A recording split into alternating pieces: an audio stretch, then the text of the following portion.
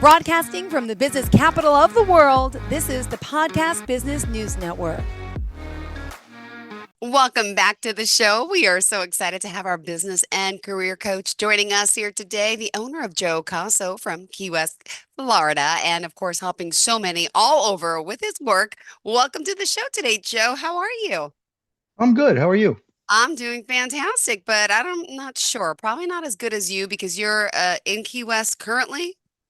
I am sitting right here in Key West. Ah, beautiful sunshine. That must make you happy. It is nice. It's a beautiful town. And it's a wonderful place. They call it paradise for the right reason. It is paradise. Well, we're excited to have you here. I was reading up on you. You have over 40 years of experience. Tell us a little bit about the company and what you do. Well, I've been a career coach, a business coach for the last 20 years exclusively. Prior to that, I had a number of different positions, executive positions in large companies. And I found out that little by little, most of my work always was mentoring the most successful of our producers or salespeople. Mm-hmm. So when I left the one company I was at, and my subordinate left also, he started a business of his own, and he called me and asked me if I would mentor him. And I said, yeah, sure, I'll do that for you.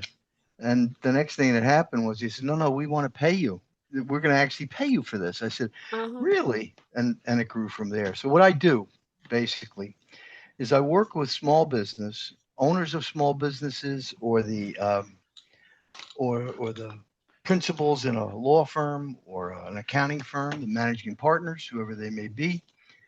And I help them. I'm like their little one-man board of directors. They don't Aw. have a board. They don't have a board of advisors of their own. So they call me and I speak to them about the things that are most on their mind. Great. So I That's know, that's what I do.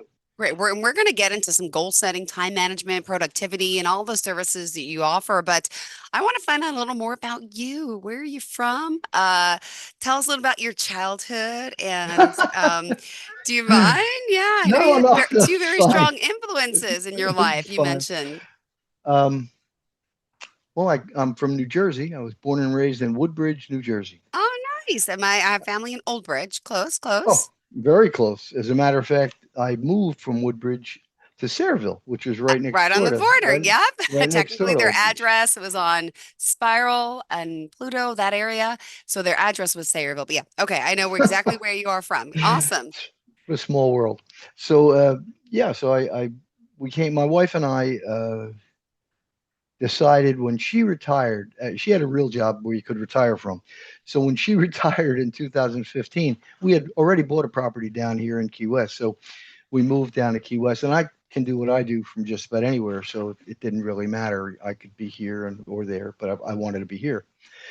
So that's what I did. And I grew up in Woodbridge. I was a Boy Scout. I was an Eagle Scout, Native Eagle Scout, and then played sports, and then went on to college.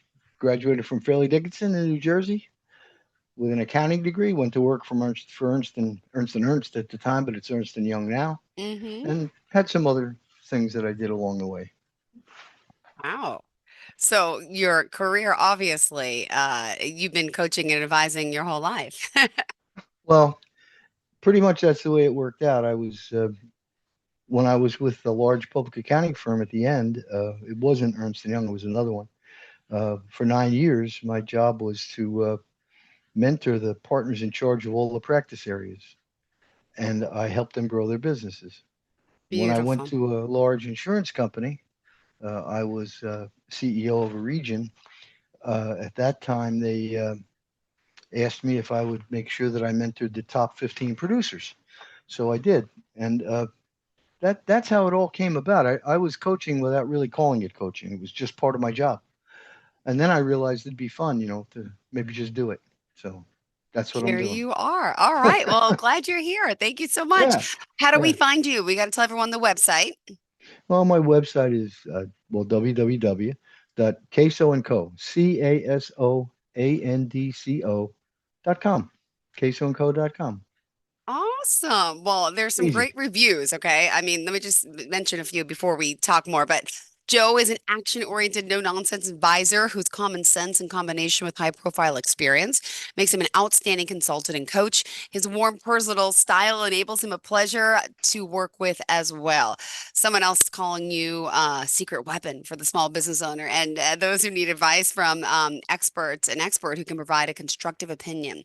Joe, who works with many of my clients, is so much more than an HR consultant. As a skilled business coach, Joe helps entrepreneurs identify and take advantage of creative marketing and sales opportunities. If you own a small business and need some good, solid advice from a true business professional, it's Joe Caso. And there's so many more like that. So tell us more about the services that you provide. Well, one thing that I know you were reading some of the testimonials on my website, which is very nice of you. But there's one that I think is most important. I have one of my clients is a psychiatrist, Okay. and he's got a very successful large practice. And what he writes is that, in fact, what I teach him, you don't learn in medical school, and that's pretty much the way I've started my whole work. I have a lot of people that I've started in business who were accountants, or they were lawyers, or they were Mm-hmm. financial planners for big companies. And then they realized that, in fact, they wanted to go out on their own. Now, they were very capable of doing their work, Mm-hmm. but they really didn't understand about running a business. So I helped them get in business, get started. They can handle all the technical stuff of their work. I don't ever butt in on that. But when they had issues that had to do with human resources or growth or opening offices or whatever it was from a management perspective, I would be their coach. That's what happened. Oh my That's what I do. goodness. That's This what is I do. great. Well, let's break it down, if you don't mind, to, the key areas that you mentioned, productivity, time management, goal setting. And I would love to hear Yep. some examples of how you make this happen and what the process is like to work with a career or business coach like yourself. Well, uh, I could take any one of those, but basically what I do is I get to know I get to know the person. I get to know the person I'm working with, and I want to find out what's pivotal on their mind. What if they could fix something, what would make their business better? Mm-hmm. And a lot of times it turns out to be time management. They say most business owners struggle with time management because they want to be as productive as they can in the time they have, but they don't know how to do it, and they get hung up with lots of little minutia that I can help them with.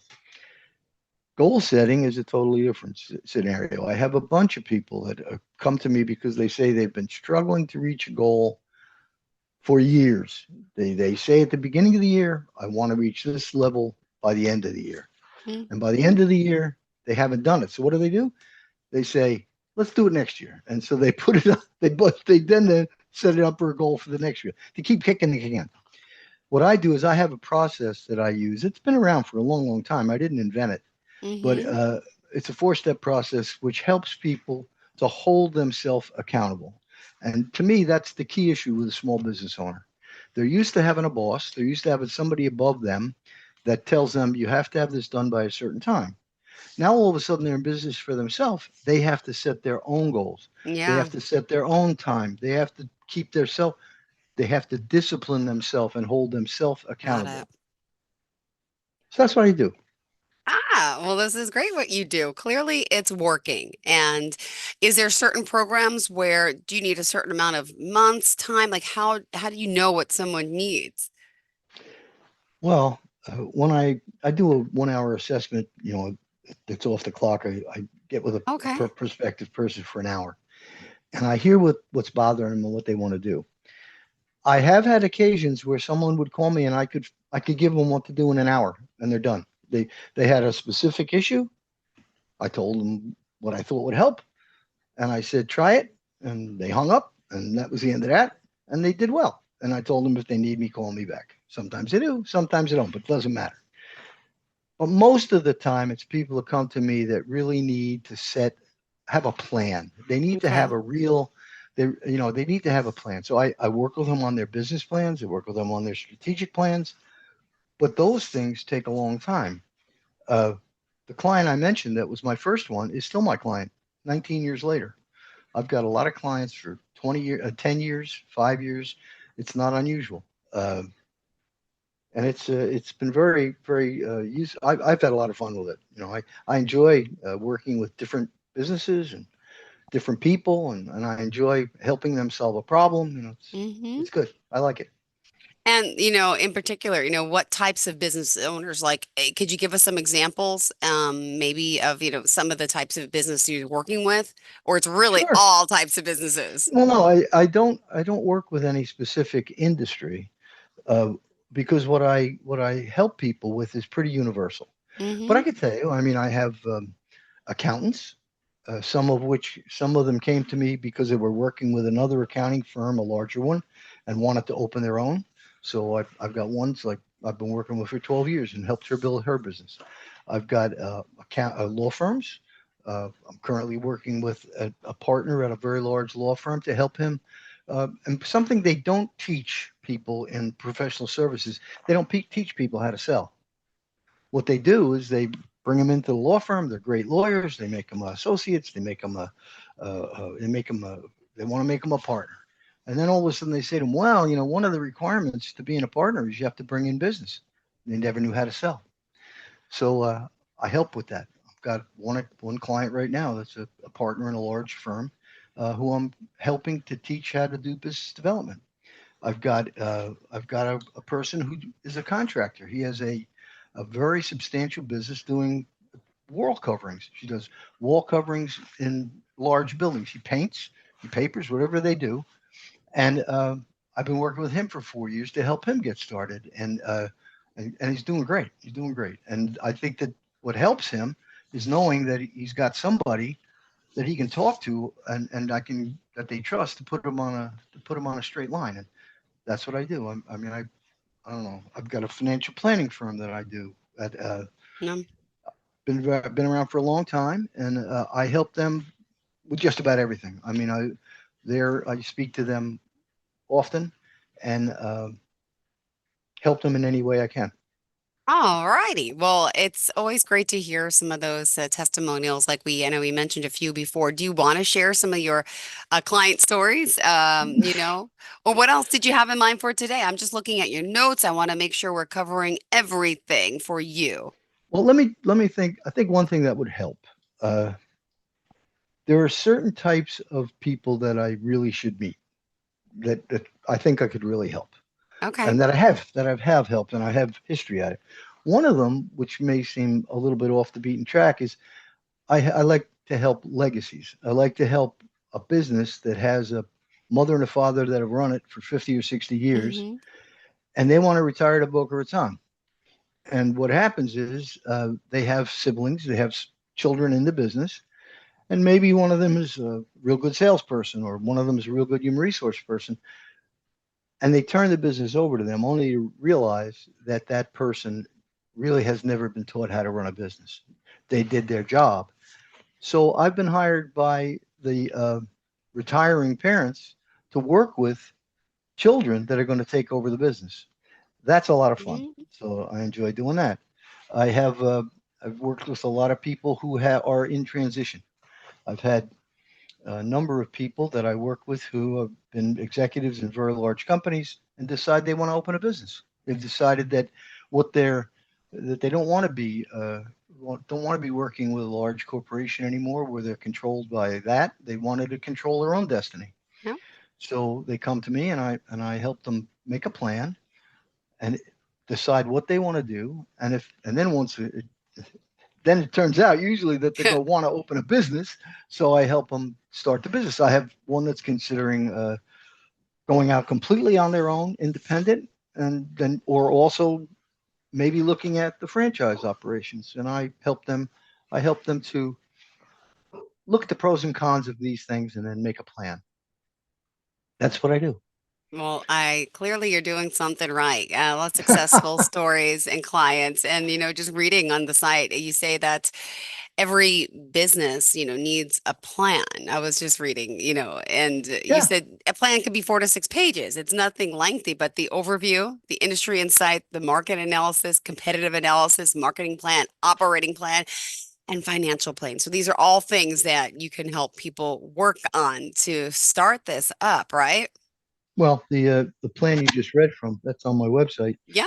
I wrote that years ago, and it's not a plan. It's not a business plan. A lot of people get nervous. They think about a business plan and they think about finances. They think about going to a bank for money. And if you go to a Mm-hmm. bank for money, you need a plan, but it's a different kind of plan than mine. My plan is basically to help them and guide them through their year and to grow their business. There is a financial plan in there because obviously you need to have a solid financial plan in order to support your operation. You have to have that, right? You have to have you have to have an administrative plan so that people can look at it and say, who do I need to work for me? Do I have enough people? Not enough people? How many do I need? So that plan is for that. But it also, the first three steps in there are important to me. I like people to do competitive intelligence. Find out what your competitor companies are doing. Find out what they charge. Mm-hmm. Find out how they work. Right. So I have them do that. I wanted to look at an industry analysis because there are a lot of people that start want to start a business and they really have no conception of what the growth potential is for their industry. They Okay. think they think they know, but they really don't. So we look at those kind of things as well as the tangible stuff, such as how do we pay the bills, how do we set up our books, and that kind of stuff. Got it. All right. Yep. And also, can I just ask about, you know, if you wanted to give us some advice, some people some advice, right? Like, because there's always, any misconceptions, any, things that, really any tips that you want to give about, business coaching to someone today who may be listening who, yeah, could be in use of some advice. Well, it's tough to give general Yeah. information about this stuff. I'd have to know a little bit more about the specifics, but I will tell you a couple of things that you have to be careful of. If you're gonna, one thing that's just a general rule. I have people come to me all the time and they say they want to start a business. They're tired of working for somebody else. They want to start a business. And the first thing I tell them is, do you have enough money in the bank to be able to live for a year? And they go, what? I say, yeah, you need to be well capitalized to start a business. If you start a business undercapitalized, you're doomed to failure. And Mm-hmm. I've watched it for my whole career. If people are aware and are knowledgeable that they may not be able to take a salary for the first 6 months until the business gets rolling, and they've got enough money in the bank so they can pay their personal bills and their corporate bills, they have a much higher rate of success. So there's a tip for you. There's a nugget. I You like that nugget. That's good. So can yeah. take that. So I guess the idea of going to a bank and getting a loan to start up a business, not that realistic. You should have the funds ahead of time or have Well, investors. have you ever heard the rule that you should never go to a bank when you need money? I You never only go heard that. You only you go only when. you only go to a bank when you have money and you set it up. But if you go to a bank when you need money, you're not going to get anywhere. People will do that. They'll say they want to start in business, and I'll say, well, what are you going to use to finance your business? Like, I'm going to get a Yeah. line of credit. No, you're not.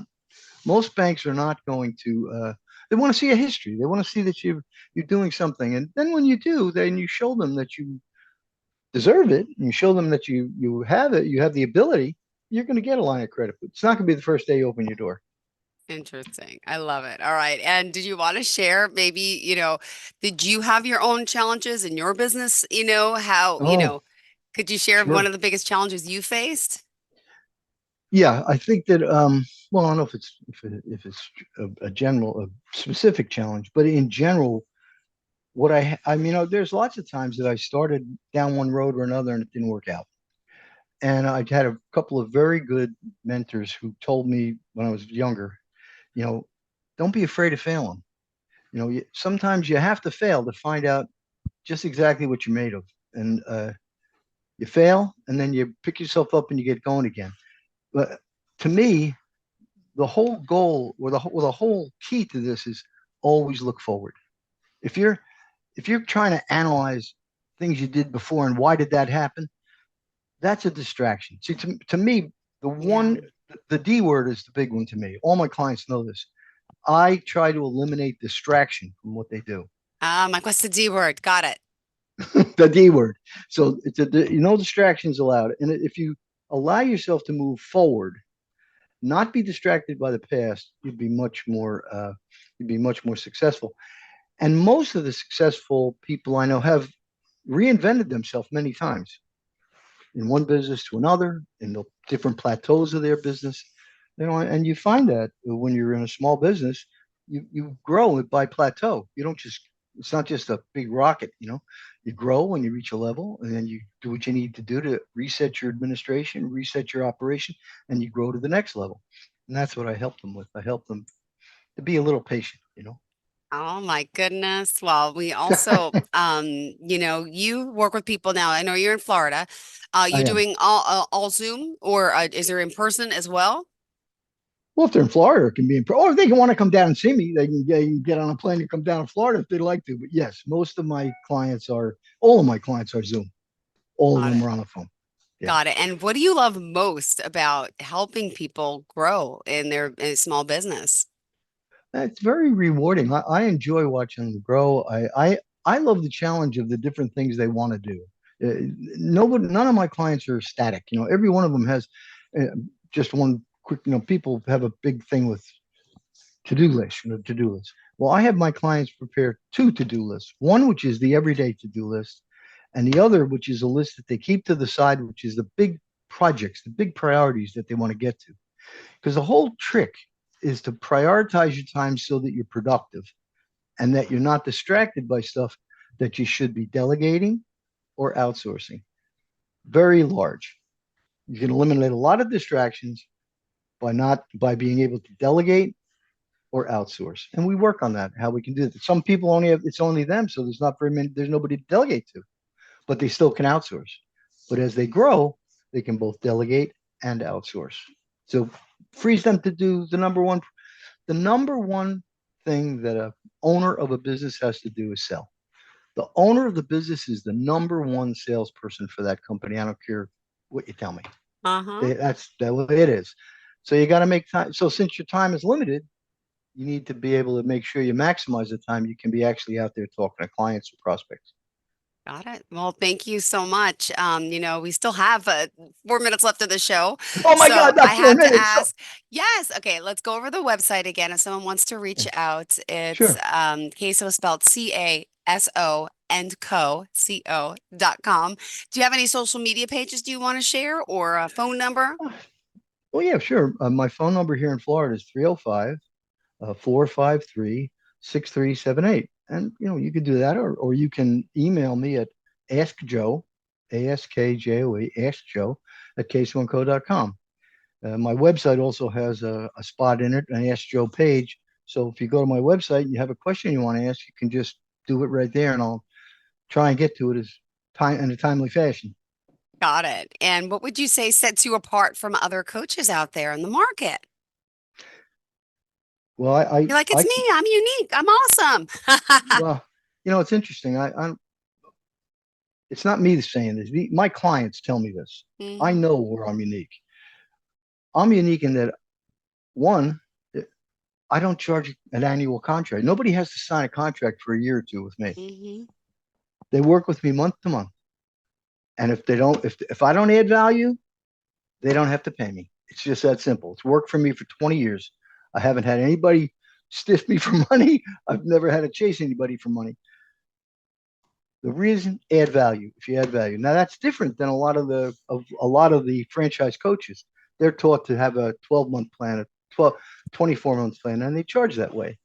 Uh, I don't do that. So that's one way I'm different. But the other way is if you've got a problem and we determine what the problem is, and if I can actually help you solve it, I'll do it. I'll work with you to solve the problem. I won't say, oh, that's your problem. Now go find somebody to solve it. I'll solve it if I can. And if I can't, I'll try and direct them to somebody who can. Beautiful. And here's someone else, Diane Cahill mentions. I've worked with Joe for over 10 years, during which he has been a mentor. Joe's coaching helped me with strategies to overcome challenges with employees, clients, and timely billing. He was instrumental in my succession planning and transitioning during my successful sale of my CPA practice. So really, you're in all different levels here of helping people. My goodness. I Um, bring them into business and I get them out of business. That's what are, exactly what are right. some of the employee issues that you find most in small businesses? What do you see Uh, happening? there's one that's always on top. Uh, most of the, well, the one that is the most prevalent is I give somebody a task to do, and I have to chase them to get it done. And there's ways I have a process for eliminating that. So Mm. that works pretty well. I mean, you got to have a contract that you make with your employee. You have to let every single instruction you make to a person, make sure they understand exactly what it is. But the most important thing is, when do you need it? Okay. When do you need it? Because most of the Mhm. time, clients will say to me, that they give a subordinate something to do. They give them a task, but they don't attach a time certain to when they need it, so that they're both struggling. They're chasing them for when they need it, and the Yep. employee is acting like they don't know when they need it. Got it. Well, thank you so much for being here, for joining us, and looking forward to the next time we get to connect, Joe. Again, CASONCO.com. Go there and you can sign up, and we'll talk soon. Thank you so much for enlightening us today. Are you looking for even more of the podcasts and hosts that you love? The Podcast Business News Network is proud to announce that you now have even more ways to listen live. Check out the MyTuner Radio, online radio box, and Simple Radio apps on iOS and Android, or find us online. Search for Business News Network on mytuner-radio.com, or search Podcast Business News Network on streama.com and onlineradiobox.com/US. Take your podcast on the go and don't miss a minute of the action.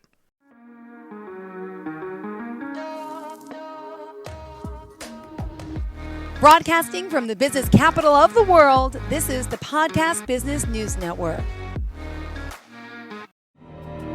For nearly 2,000 severely injured veterans, everyday life has become filled with barriers. Day-to-day simple tasks can become pretty daunting. I have to carry my chair up 2 flights of steps or have somebody do it for me. What scares me the most is just the falling. When I'm struggling with my house, I think, to have that one great barrier just knocked down, it's crucial. Home for Our Troops is a wonderful nonprofit that builds a Mortgage-free, fully adaptive, handicap-accessible house. And there's no catch. It'll be our very first home that we've ever owned. This is a game changer. This is where your life begins again. We need you to join us in completing this important mission. Please visit hfotusa.org and help build homes and rebuild lives. Because of you, everything's going to be okay.